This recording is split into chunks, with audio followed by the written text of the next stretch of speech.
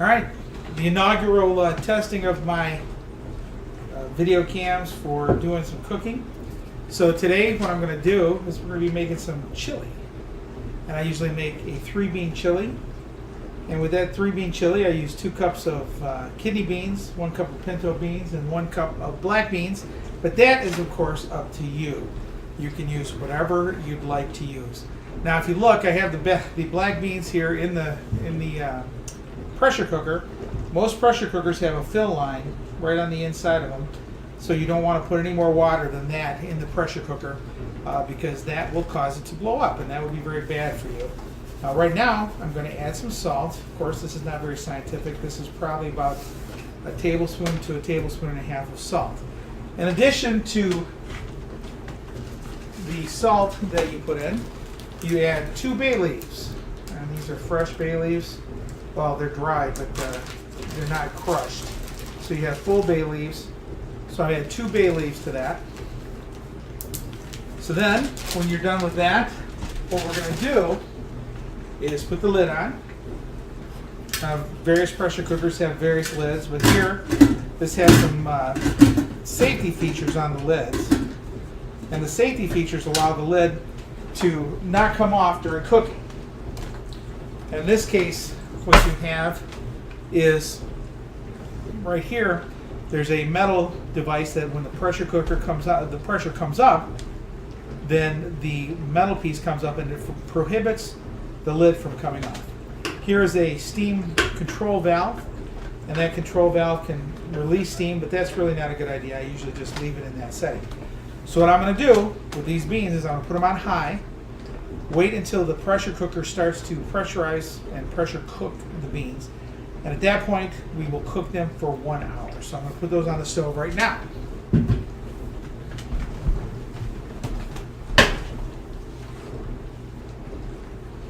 again, we're putting those on high. So that setting is on high. So the next thing we're going to do is I'm going to get the onions, and I already have some well, I can actually get some onions and some celery. James, if you don't mind, could you grab some celery for me? Where's the celery? Oh, I see it. Celery's in the bag. I brought over some of my knives. So the knives I sharpen usually each time I cook them, making sure to take the knife and always sharpen it going away from your body because you like to keep your fingers. So what I'll do now is I'm going to have James, since he's my kitchen helper. Okay. He's going to wash a couple of these celery stalks for me. So once I get these off here, there we go. So let's see. Let's do 2 stalks for me. How do I wash them? Just use the sink. Wash them in just plain water, and make sure there's no dirt on them. In the meantime, I will take the onion. Now I've learned this from Chef Gordon Ramsay on how to cut an onion. What I have is a large Vidalia onion, a sweet onion. You cut it in half, then you actually take the ends off of each of the onions. Then what you do is you peel the onion. There we go, close up. Thank you, James. And with the close up, you can see what I'm doing is I'm taking all the bad stuff off of the onion right here. So now I'm going to wash these real quick. You can hear the water come on.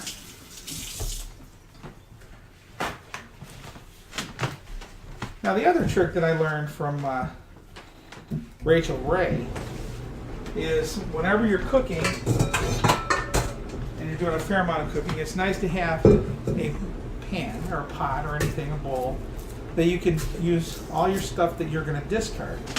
Makes things, keeping your cook area and your preparation area really clean and really free from debris, and it's a good thing to do. It's a good idea. So I've used that. It's the silly little things that you learn that make your life easier.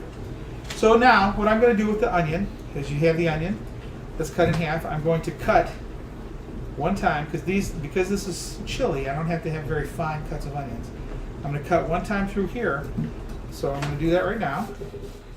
You don't cut all the way to the end. You cut it until it's about a 3rd or 4th in. Then you take the knife and you slice it. And again, you don't go all the way to the back of it because you want your onion to stay together while you're slicing it. And then once you do that, you slice it like this. And voila, you have some pretty good and pretty uniform onion slices. Again, you have your stuff that you can discard. So I'm going to do that with the next onion. Again, making a slice here, not all the way through, almost to the end. Then come back, and again, you're doing it to about a half an inch from the end of the onion. And once that's happened, once you do the slices like this, the onion pieces come off in fairly uniform pieces, and throw away your garbage. The other thing we're going to do is we're going to get a couple of pieces of celery. Now with the celery stalk, you take off the bad ends, the front end. Those ends are bad. If you can see, let's see, I don't know how, where we go. There we go. That's nasty. You don't want that. And you're not going to cut much to the end either. So, using again techniques that I used from Gordon Ramsay watching YouTube, to cut, you're just basically keeping the tip of your knife point on the ground at all times. And you're just making a motion, a sliding motion, slowly moving your knife.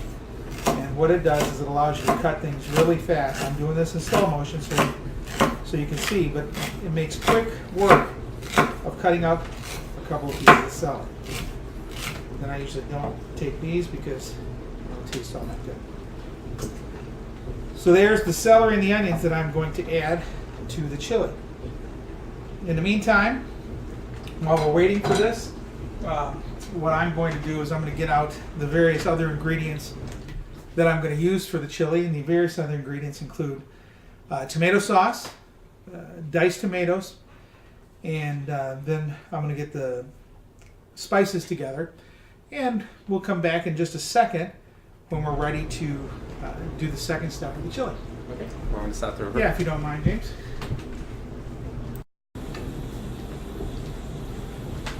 Yep. All right, we're back, and it's been about 20 minutes, and I will show you on the, sorry, there it is. What you'll see here is that there's a piece of metal that has come up now, so that prohibits the pressure cooker from opening while you are using the thing, so it will not blow up, and you can't mess it up yourself. And the pressure inside the pot is what lifts that piece of metal. So it prohibits you from doing something that would hurt yourself. Now while I'm doing this, as soon as this is almost, I don't know if you can hear it yet, but it's almost ready to start cooking under pressure. When you'll hear it, and I'll show you, once the pressure cooker comes under pressure, the right pressure, we're going to cook the beans for an hour. But in the meantime, what we're going to do is I'm going to add some olive oil to this pan, and then I'm going to heat it up. And we're going to use this pan while we're waiting for the beans to cook. We're going to use this pan to saute our green pepper, our celery, and our onions, and then ultimately our hamburger that we're going to use for the chili. So right now we're going to let that oil heat up. In the meantime, I've taken the opportunity, since we've been off camera, to enjoy a cup of coffee. And in addition to that, I've taken my other ingredients, and I guess I'll tell you now what our ingredients are. So far we have four cups of dried beans. Now my dad, being Cuban, would kill me if I ever used canned beans. So these are dried beans, and you use them in a pressure cooker, and 1 hour pressure cooking a dried bean will make it taste better than any canned bean that you've ever had. So James is continually changing the camera angle. But here's what we have. We have 2 cans of diced fire roasted tomatoes. I buy Muir Glen organic tomatoes. There he goes. And we have 2 cans of those. And those cans are, let's see, 14.5 ounces. Then we have 1 15-ounce can of tomato sauce. And then 1 15-ounce can of corn, sweet corn. In addition to that, the other ingredient that we're going to add is some chili powder. And I think I might actually add some brown sugar to this as well. So now, if you can hear the pressure cooker is now starting to pressurize. So what I'm doing right now, I have it on. I have the pressure. I have the stove on high. I'm going to cut that back halfway, So now it's halfway. You can see, I don't know if you can see, yeah, you can see the steam coming out of the top. So that means it's cooking. I'm going to set my timer. So I have a cooking timer that I got for Christmas. And I set that for 1 hour. So we're going to let those beans cook for 1 hour. Now in the meantime, if we go to that shot, let's go to the dual shot so they can show me transferring stuff. Yeah. So right now, what I have in my right hand is a vegetable scoop.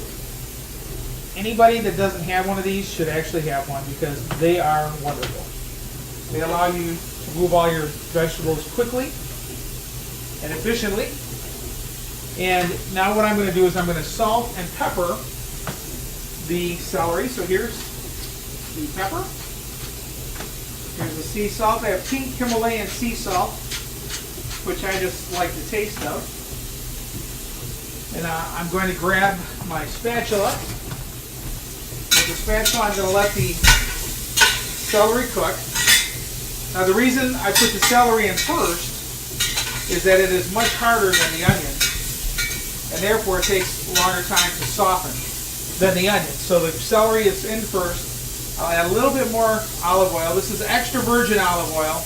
You want to use extra virgin olive oil. It's lighter taste and a better taste overall. So the extra virgin is really the only way to go. So now you probably can hear the celery sizzling, and we have the pressure cooker just spouting off, and then we also have to add everything to make it more like a real kitchen. My dishwasher is going too. So right now we're just sauteing the celery. In fact, I'm going to hand that off to James. So the next hand you see will be his. There we go. He's a star now.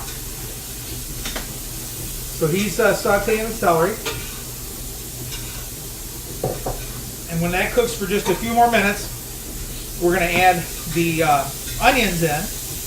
And again, every time I add onions or anything else, I usually salt and pepper what I've added.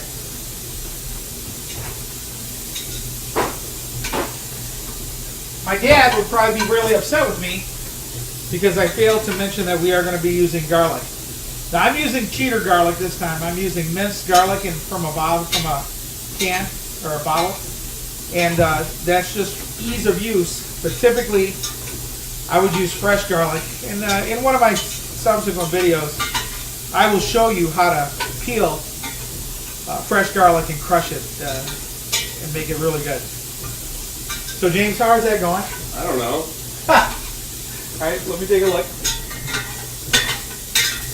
James has done a sterling job with the celery. Now, in this dish, it's not required that the celery become actually soft, completely soft, because it's going to be cooked in the chili, and it's going to be boiled, cooked down in the chili for well over a couple hours. So it's not essential that it gets all the way cooked during our process here. So now I'm adding the onions. And again, I'm probably going to add, if you see the pan, it needs a little bit more olive oil. So I'm adding a little more olive oil, then I will add some more pepper and some more salt. Onions now need to cook down. When the onions become translucent, then I'm going to add the garlic, and I'm going to add about a heavy tablespoon of minced garlic. And that would be about 3 or 4 cloves of garlic if we were just using cloves. And again, we use 1 Vidalia onion. That's a sweet onion. It's a fairly large onion. And we used 2 stalks of celery for this recipe. So I'm going to let the onions start to get translucent.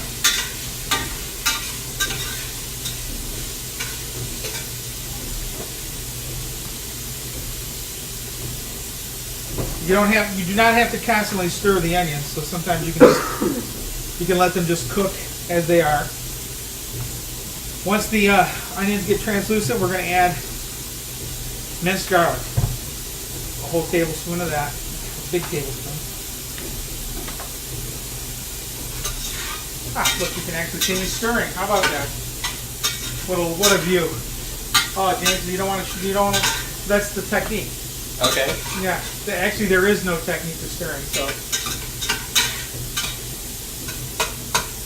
yeah, you can put it back on the food. They can see what it's looking like now.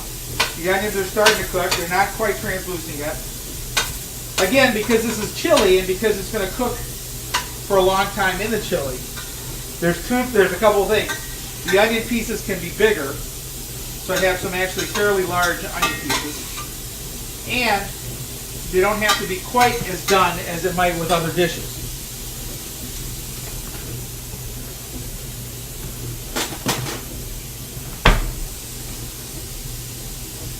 Now at about this time, I'm going to take a large tablespoon. I don't know if you can see that very well on the camera. It's a large tablespoon of minced garlic. Maybe just a tad more. Now anytime you add garlic to something that you're cooking or frying like this, you only let it cook for about a minute on its own with the onions and the celery. Now if this was fresh garlic, it does a thing called release. You can actually, if you put your nose right above the pan, in about 40 seconds of heat, you can actually smell the garlic release, and the aroma is actually pretty heavenly. So right now, we're just cooking up the garlic with the onions. Let that sit there for a minute. And the next thing we're going to do is we're going to add the hamburger. Now, they'll see it when I put it in. Okay. So now I'm opening up a package of hamburger, and I'm going to add that to the pan. Taking out the paper if you don't want to eat that. Well, not all of it.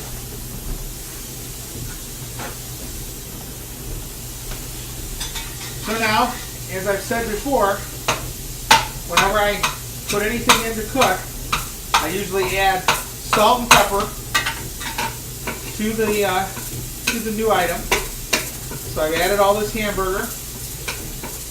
Right now it's unseasoned completely. So what I'll do is add pepper.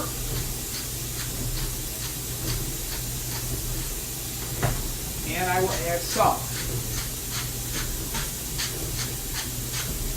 And that is the taste. There's no correct amount or incorrect amount of salt or pepper. It's just the taste. So here, we're just going to let this hamburger cook until it's completely done.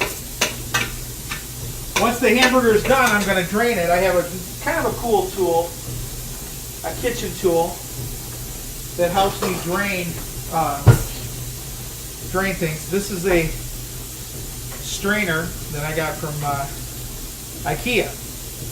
It's only a couple bucks, but you can put that strainer on the pan where the pan where the hamburger is. You put the strainer on like this, and you can actually empty into the sink, empty all the grease out into the sink. It's really a very useful tool to have, and I use it quite a bit in my cooking.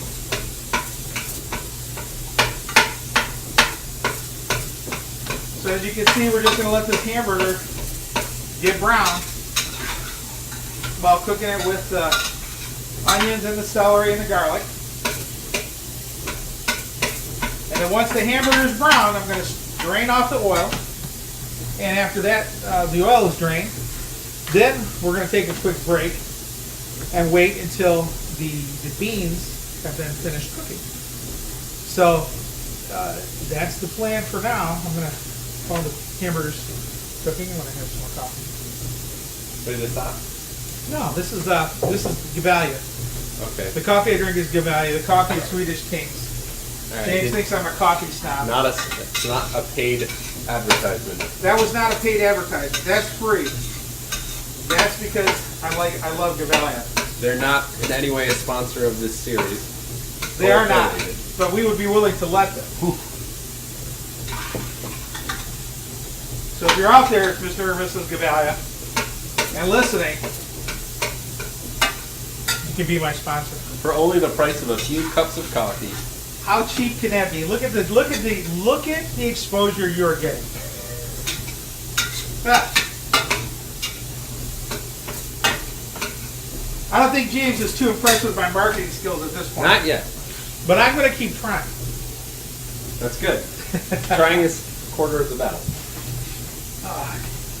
Do you have any questions, James? Because you've probably seen me do this several times. No, not in right now. All right, pretty self-explanatory. But you might say, why would you put brown sugar in there, Dad? I didn't see you put brown sugar in. I haven't yet, but I mentioned that I might. Depending on how I feel on any given day, one of the tricks for chili is that you can put in brown sugar and it gives it a little bit sweeter taste. It's not very blatant or obvious, but the general rule is whatever amount of chili powder you put in, you do the same amount of brown sugar, and it gives it a smoother, a little slightly sweet taste. And so I'm thinking about doing that today. And for this recipe, which is an 8-quart, we're using an 8-quart pressure cooker, and it gets pretty full. For that much chili, I use a half a cup of chili powder, and so we would use a half a cup of brown sugar in it as well. So I think that I'm planning on doing that today. I decided that I'm going to add brown sugar. Okay. In the meantime, we check the hamburger again. So again, as you can see, a lot of time the beans are still 40 minutes from being cooked. And then once they cook, we turn the pressure cooker off. But it takes another 20 to 30 minutes for the pressure in the pressure cooker to wind down. So the point I'm making is sometimes it takes a while to cook, and I think one of the things that's lost in our society now is the art of cooking, and the idea that cooking can be something that you show your love for other people, and it takes time. And so many people in our society, in our world, don't take the time to do things that to cook. And for me, it's a very practical way of showing other people that you care about them. And it's also very relaxing for me. But the key in a lot of the things that I do is cooking stuff for a long period of time. So nothing that I start, you can start at 4 and eat at 5. I just don't do that. And the chili. Unless it's yesterday at 4. Yeah. So yesterday at 4, like for example, we had at Christmas time we had traditional. Well, not even traditional. We had a Cuban Christmas with black beans, rice, and a thing called mojo steak with onions. And picadillo. And picadillo. So the black beans, I cooked the day before. Because as with almost all bean dishes, the beans overnight pick up the flavor of all the spices. So I cooked those overnight, or cooked those and then let them sit overnight. In addition, we do the mojo, and I'm going to do a video on this because James and Katie, they want me to put this out on the internet for the traditional Cuban food. But I'm going to teach you how to make mojo eventually, and that's a combination of orange juice and lime juice, bay leaf, oregano, cumin, a little bit of oil, olive oil. And you put that, you make that, you mix it up, you cook it, you let it boil, then you let it cool. Then you cut in steak, and usually flank steak if you can get it. But you cut flank steak against the grain and let that marinate overnight. So when we had our Cuban meal at Christmas, the steak was marinating overnight, and the beans had been made the day before. And then the next day I got up and I cooked the rest of the food for pretty much 5 or 6 hours. So again, if you're looking for shortcuts and how to do quick things, you're probably not going to want to watch any of the stuff that I do. But if you want to learn how to do stuff in the old world way, that's what I do. Because I learned how to do this from my dad. And my dad was from Cuba, came over in 1956. And my mom wasn't that great a cook. So my dad ended up doing most of the cooking for us. Now if you can look at the burger now, it's almost done. So yeah, so we got almost all the redness is out of there. And you can see, I don't know if you can see that up there, but you can see that there's some grease that has accumulated on the bottom of the pan. And right now, this is about done enough. So what I'm going to do is I'm going to take my strainer, and again, you can see that it fits just right. Then I'm going to walk over to the sink and I'm going to strain it. I'm going to turn off the stove. So I will see. You may not be able to see me. But now I'm just straining off all the grease. Not all, the great majority of the grease is going to be gone. Hope you're not getting seasick from the motion.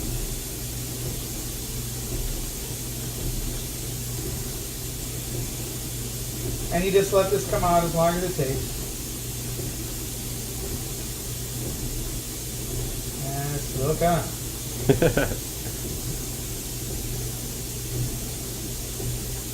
Alright. And so as you can see, this is a very useful tool.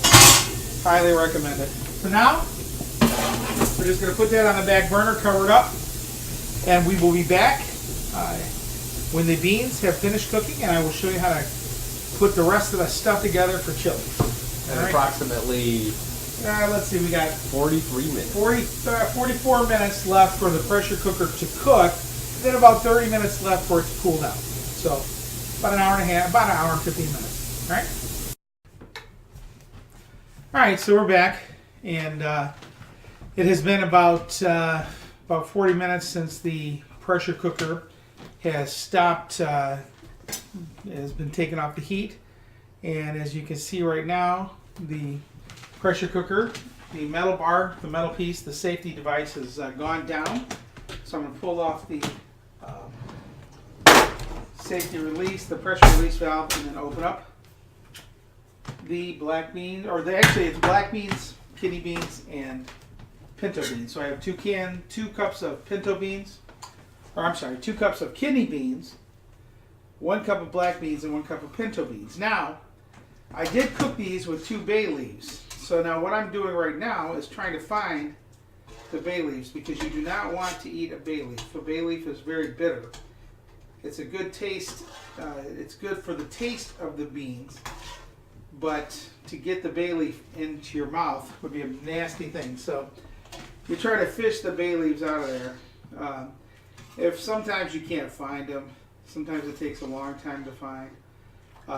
So I've had times where I've left them in there and just warned everybody, if you get chili and you get a bay leaf, don't eat it, because it's very bitter tasting. So right now, let me fish around to see if I can find this thing. This is the glamorous part of cooking. You want me to do it? You know what? There'd be no better thing than for James to look for the last bay leaf. So we got 2 of those bay leaves in there.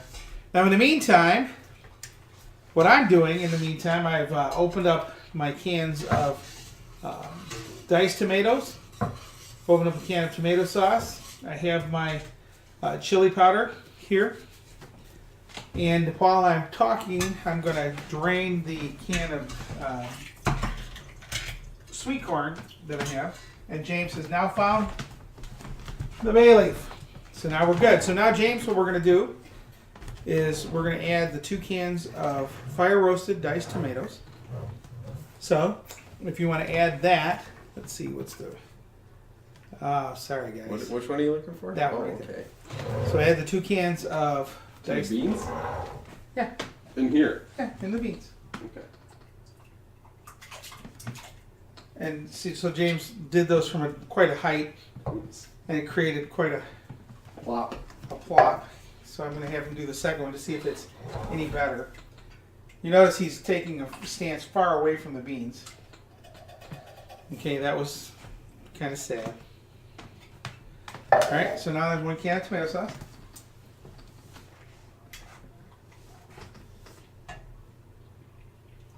Note the exquisite care that James takes.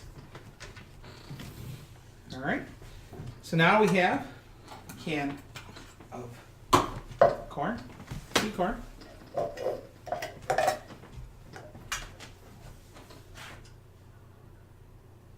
You can go all at once. You Oh got me. my gosh. I didn't realize how challenging this was. So We don't now, do this every day. now we're going to warm it up again. We're going to warm it up, and I'm going to add 2 more things to it right now. So I've decided, as I spoke to you before, I decided to do the brown sugar in this case. So what I'm going to do is I'm going to take a half a cup of brown sugar, fairly packed. It doesn't have to be precise. And a little more brown sugar than a half cup that went in just now. And then a half a cup of chili powder. So let me make sure, hopefully it doesn't spill out all over the table, because the chili powder seems not to be cooperating that much. There's some spilled. So let's see, I'm going to have to add a little more than that. There we go. So there's a half a cup of chili powder and a half a cup of brown sugar. Now we're going to stir this up. And you can see that it's quite full. We still have to add the hamburger with the onions and the celery. And that's the last ingredient that we'll add. We actually can add, at this point, you can add pepper if you'd like, or you could add salt if you'd like. What I do before I start adding too much salt, because we've added tomatoes and we've added tomato sauce, and because I'm going to let this cook down some, when you cook items down, sometimes they get saltier as you go. So sometimes if you salt them right now, it will ultimately be too salty. So I would wait to add any salt until the very end. So now it's just a matter of putting all the onions, garlic, celery, and hamburger into the big pan. We're almost there. There we go. So now we just stir the beans. We put them on a medium heat, and what I will do, and you don't need to watch this, I guess James was wondering if we could live stream this, and we could live stream this pot of beans, chili cooking, but basically we're going to let it cook for probably 2 hours at a medium heat. I'm going to throw a little more pepper in there. Since it's chili, you can't really get too much pepper in it, so the pepper adds a little bit to the heat. Now there are certain things that you can add that I've added in the past. If you want to thicken it without cooking it for a long time and make it a little bit sweeter, you can add molasses. That would be another thing to add. But I think right now, I wouldn't add the molasses. You could also add Tabasco. Some people add Tabasco. Some people add red pepper flakes at this point. But I'm happy with what we've done. So now we're going to just let this come to a boil and then turn it down to about 4 out of 10 on my stove, and we're going to let it cook down for about 2 hours. So we're going to get that started, and we'll be back to show you the end result.